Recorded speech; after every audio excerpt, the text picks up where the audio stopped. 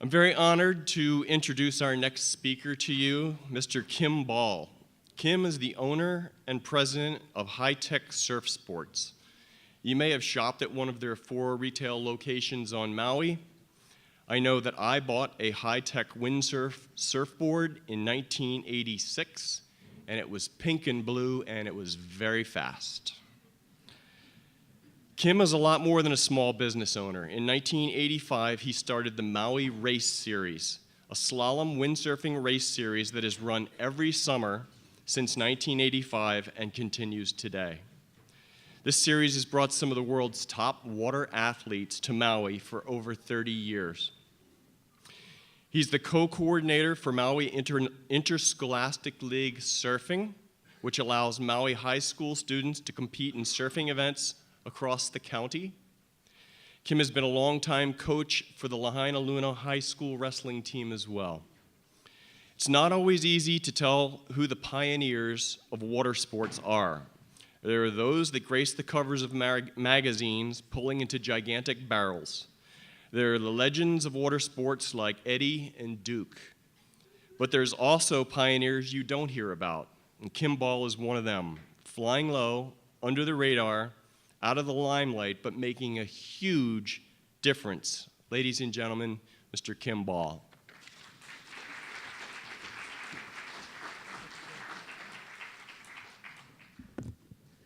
Thank you, everybody. Well, you got a board built in 1986, Jerry? You are really old. First of all, I want to give a shout out to Eric Ader for providing most of the images you're going to see today, and also to another local photographer, Dianiti, who also provided some of the photos. This is the first time I've attempted a PowerPoint presentation, so please bear with me. Anyway, since Jerry saw what the windsurfing industry was like in the early days, I think he felt that I could share some insights on what we do and have done to keep our company still relevant on Maui. Our stores are pretty typical of most surf shops who sell t-shirts, surfwear, slippers, sunglasses, and surfboards. In a lot of ways, the 80s were the glory years for mom and pop retail on Maui. There were no big boxes of any kind, as you know, and no internet. Now, 2 of our biggest competitors are, and probably for some of you, are Costco and Amazon. And when we started, there were no publicly owned or private equity-owned surf shops like Quicksilver and Volcom. And now I count at least 25 of them on Maui. As of today, we have 3 high-tech locations in Paia, Kahului, and Kihei, and our store, Shapers in Queen Kaimana Center. We also I was supposed to show some slides, yeah? It's a PowerPoint. I forgot. Okay. That's okay. The first couple I shot doesn't matter. So, yeah, that's our store in Kahului. And then, gosh, I'm so nervous. I went back to the parking lot and put on more deodorant. Okay.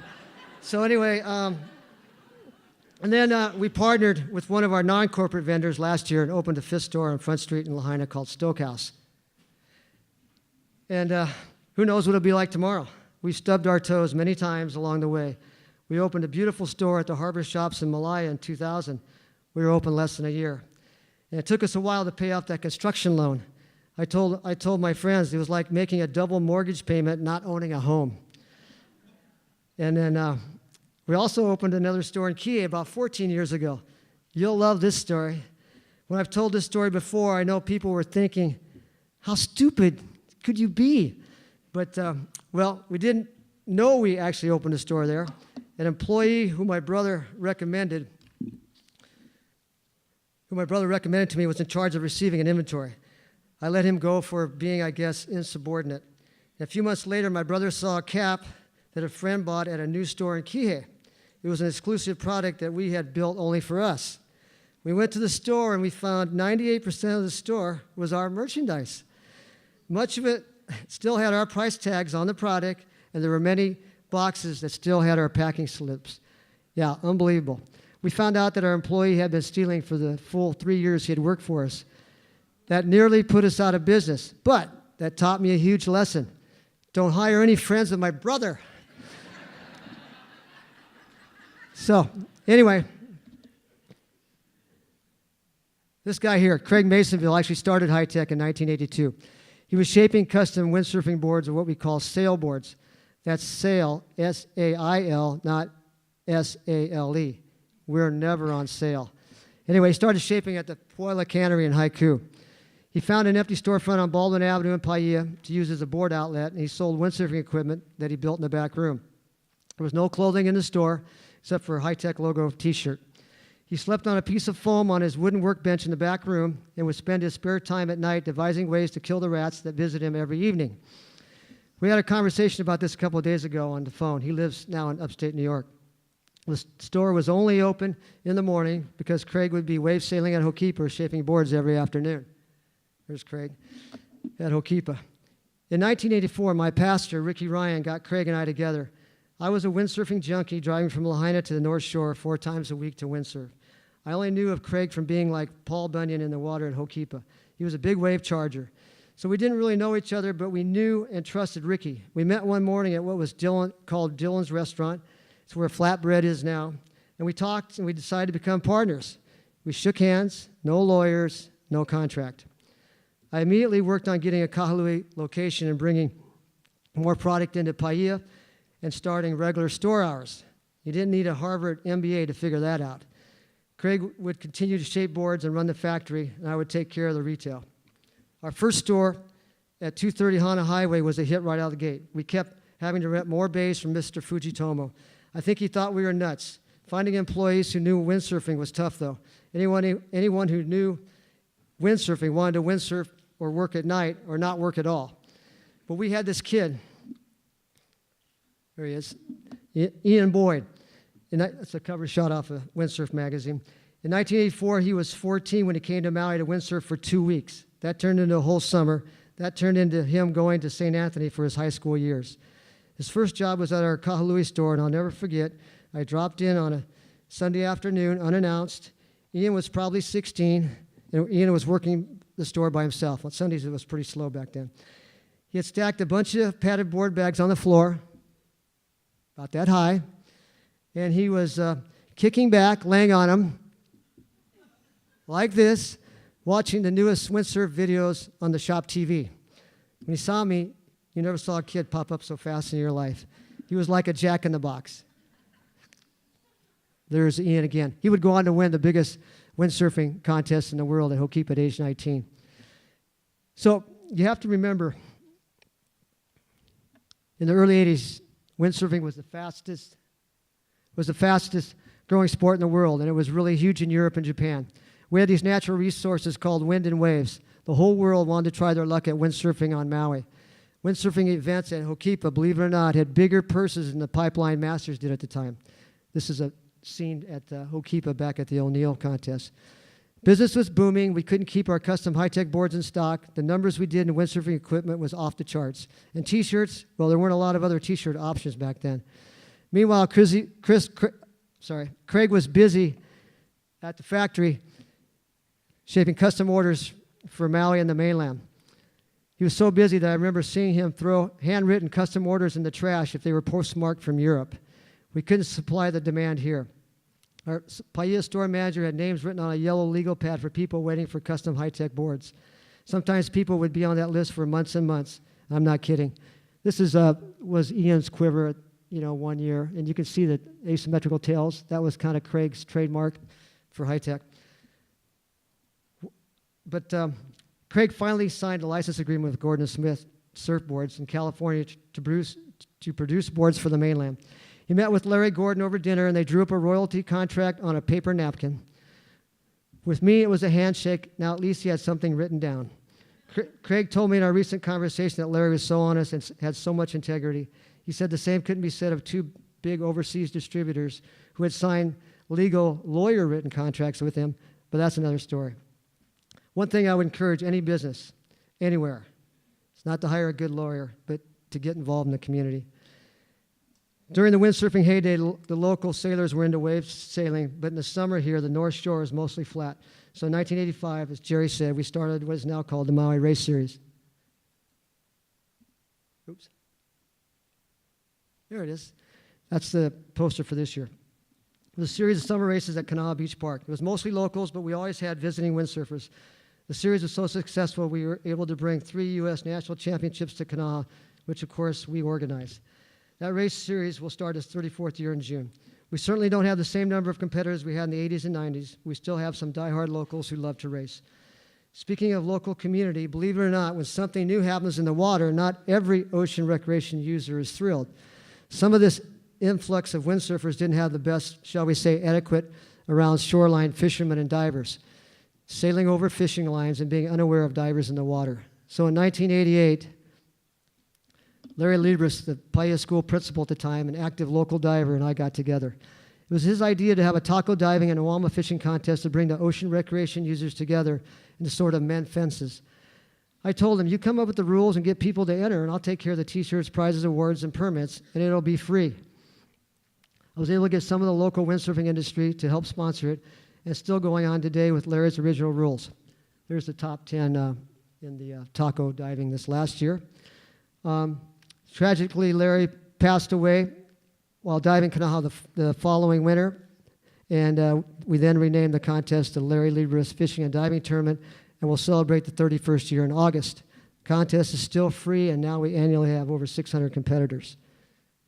There's the Awama. If you guys have been to Kanaha, that's the familiar scene in late summer. And there's Randy Hillman. He's the one that had the biggest taco this year. And anyway, 1990, we moved our Kahului store down the street to a 5,000 square foot space at 444 Hana Highway. Right before that, Craig, my partner, decided to leave the business and enter the Christian ministry full time. When I signed that lease by myself, I was pretty scared. 5,000 square feet, it's a lot of space. I think Craig didn't want any part of that lease, and that hastened his calling from the Lord.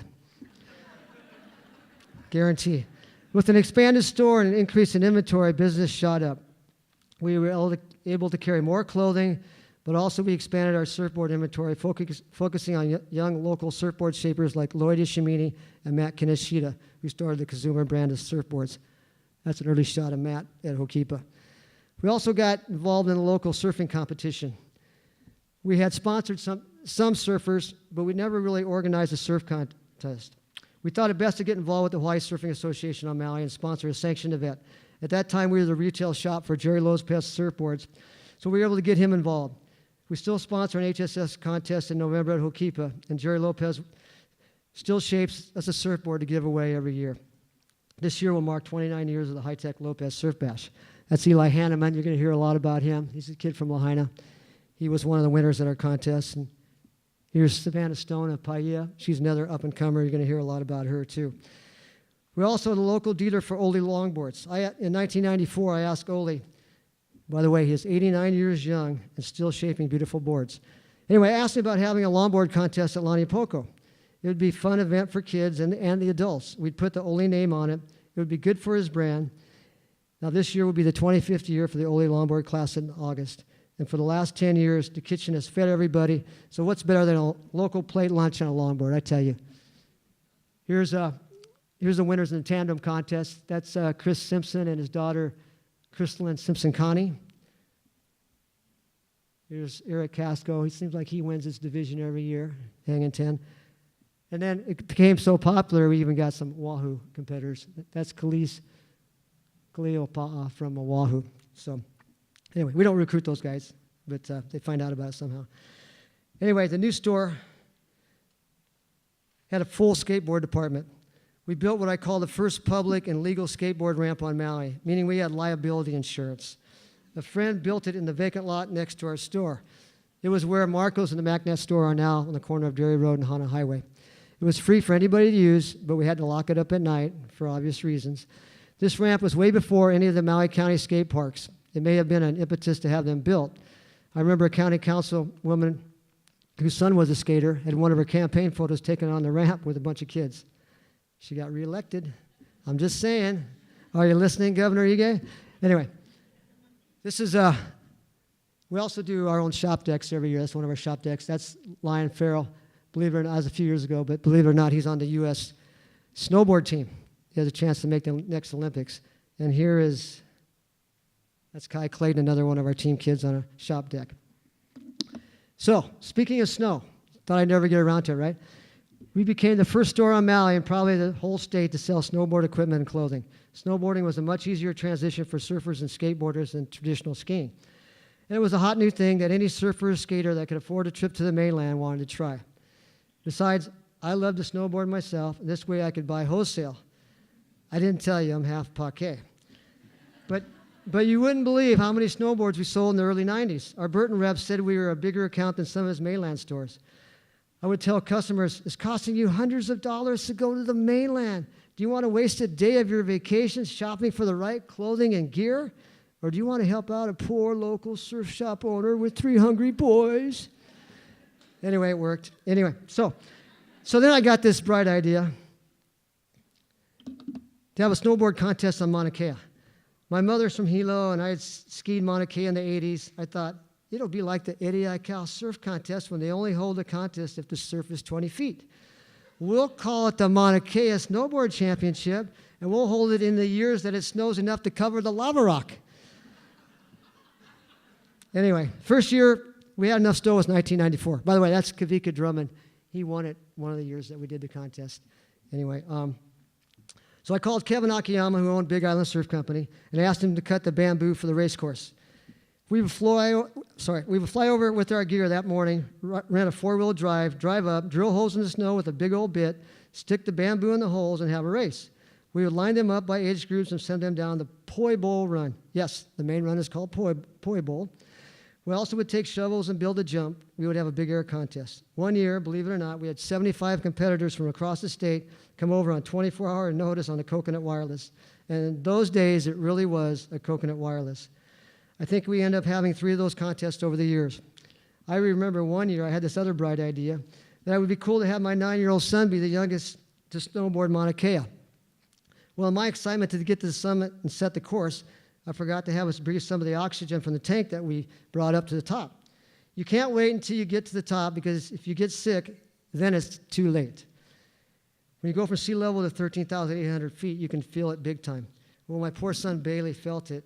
He was too sick to even get out of the Jeep. He slept during the whole event. And when I was driving back down the mountain, my buddy Captain Chris held Bailey's head out the window so he could throw up. We couldn't pull over. We would miss our flight back to Maui. I got a lot of bad daddy points over that one from his mother. Okay, so, of course, what does my son do now? He flies combat missions at 35,000 feet as an Air Force pilot. In 1994, with the expansion of Queen Kaimana Center, we opened a store called Shapers at the top of the escalator. We named it Shapers like surfboard shapers. We built a glass shaping room where we would have guest surfboard shapers come on Friday or Saturday night, and people would come and watch them shape boards. At the time, a public viewing shaping room was pretty unique. And this is a great shot that Eric took. This is of Jerry Lopez. And if you guys know Jerry, Jerry's very private. So I was super surprised when I asked him, and he said he would do it because nobody ever saw him shape. So anyway, that's a rare photo there. Then in 1995, our Kahului landlords were playing hardball, so we became the first tenant in the Triangle Square across the street. The building was built for outlet stores, but someone forgot to tell the outlet stores, and they had no signed leases. It's empty for a year. So since no one wanted to move a store there, it must be perfect for a surf shop. Duh. So we did. We moved at night so we could be open the next day. We just put clothing racks full of clothes, swimwear, and wetsuits on a flatbed truck and drove them across the street. Remember, I'm Paquet, so I didn't want to even close for one day. But we do close for half day on Christmas. No, I'm kidding. We do close on Christmas, but not Easter. That location now is 6,250 square feet. So we will expand our inventory once again. That's good and bad. But when you sell hard goods like we do, you need room to display. Yeah, that's one of the shots. I think that's one of the keys to our success even today as we compete with online. People still like to come in and see it, smell it, touch it, and pick it up. We were really able to expand our surfboard and skateboard selection. With the higher ceilings, we could add another level of surfboards, and we doubled the size of our skateboard area.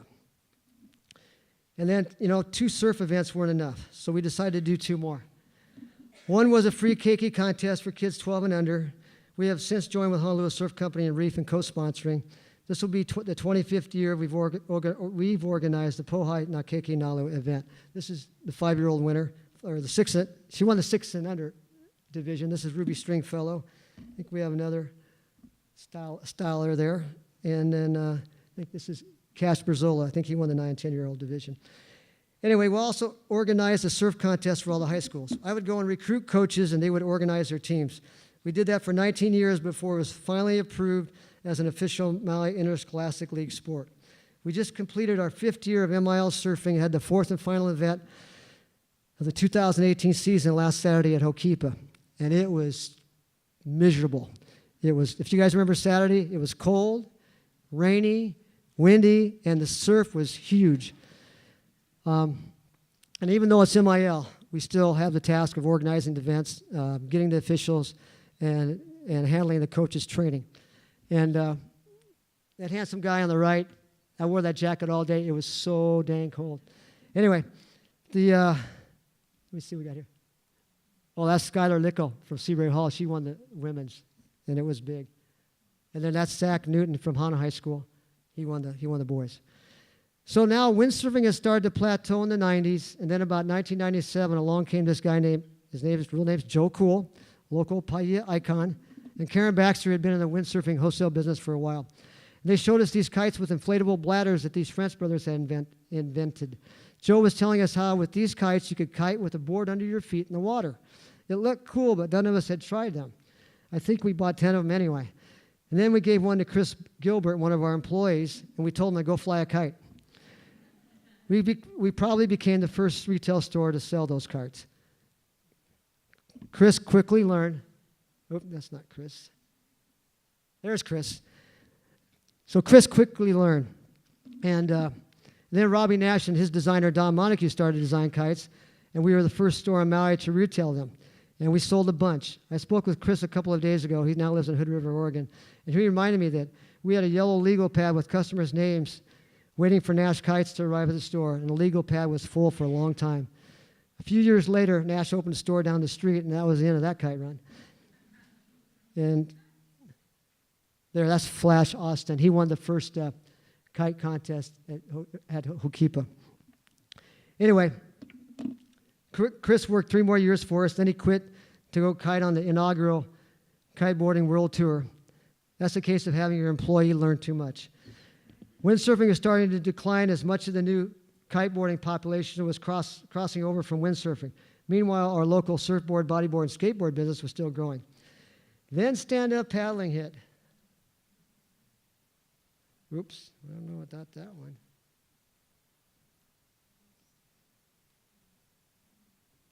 Oh, I thought we had one there. Okay. We're going back. Okay, then stand-up paddling hit. It's going to hit sometime. Okay, we'll do that one. Anyway, that was a movie that Kai Lenny starred in that was shown here. It was awesome. All about stand-up paddling, so it fits. Here was a sport that everyone could enjoy, mom, dad, and the kids. Flat water or downwind, and especially in the surf. Every other person on Maui wants to ride waves, and now they finally could. We brought in the first SUP boards on Maui in 2005. Then a local shaper, Sean Ordonez, came to us and showed us what he was working on. We committed to buying a 20-foot container of this model called Big Red. If we purchased a container, he said we would be the exclusive dealer on Maui. That's not one of his boards, but that's just another grommet, Sultan Paulson supping. Anyway, this is a great story on negotiating when product is hot. I love Sean. His fiancée is Paige Alms. She won the last 2 surf contests at Jaws and just won the XXL award for Best Women's Wave Performance in 2017. Sean is a very talented surfboard shaper and a good friend. Anyway, we asked him the container board prices, and we had a long conversation. And after we spoke and Sean left, Steve Rohn, our manager, said to me, "Did you notice he raised the price 3 times while we were talking?" I told him I thought so, but even I was confused. I needed things to be written down on a dinner napkin. Once again, our yellow legal pad was full of names waiting for Sean's boards. Our manager, Steve, would give a $100 discount if the customer on the legal pad paid in full, even though we had no idea if or when the boards would arrive. We would always give store credit. Just kidding. We knew that the boards were coming, so in that first container, we pulled one out for our demo fleet. But we always had a list of 14 to 15 names waiting to try it. So people would get frustrated and say, "Damn it, I'll just buy the board." So we continued to bring in containers of boards, and then we brought in the first container of carbon starboards. And these big boards were lightweight and game changers. Now the wife or girlfriend didn't need hubby or boyfriend to go with them to pull the board off the car and carry it to the beach. This made hubby or boyfriend happy, and they would gladly shell out the extra $500 to $600 for carbon. And just when you thought, what else can there be to ride waves with, along comes hydrofoils for stand-up boards and surfboards. There we go. There's Ian Walsh. He just won the Jaws contest this year. Anyway, foils had been around for a while, but riding waves on a foil under your own power is something really new. It made riding junk waves fun. So Kauai and Oahu may have more quality surf than Maui, but we have more junk surf. So we have perfect foiling conditions almost every day. Alex Agera from Haiku was one of our team riders in the 80s, and he was the first to really attack the wave riding market 2 years ago. He made the first all-carbon hydrofoil for riding waves, which is what Ian's riding there, and which there's Austin Kalama on a SUP board. He's riding the same type of foil. So Alex and Keith Baxter took some of our high trick crew out on Keith's boat and towed us so we could learn how to fly the foil. Even though we crashed and burned a bunch, we were hooked and immediately placed an order for the first batch of foils. Once again, we had to dust off the yellow legal pad. We had a waiting list for the foils. We actually had the foils before we had proper boards, so we were converting old stand-up boards and surfboards to allow them to be compatible with the foil. Now, of course, we have foil boards in stock, and local shapers Jimmy Lewis and Dave Kalama have been the pioneers with foil boards. I don't know what's next, but we have the yellow legal pad ready. Thank you.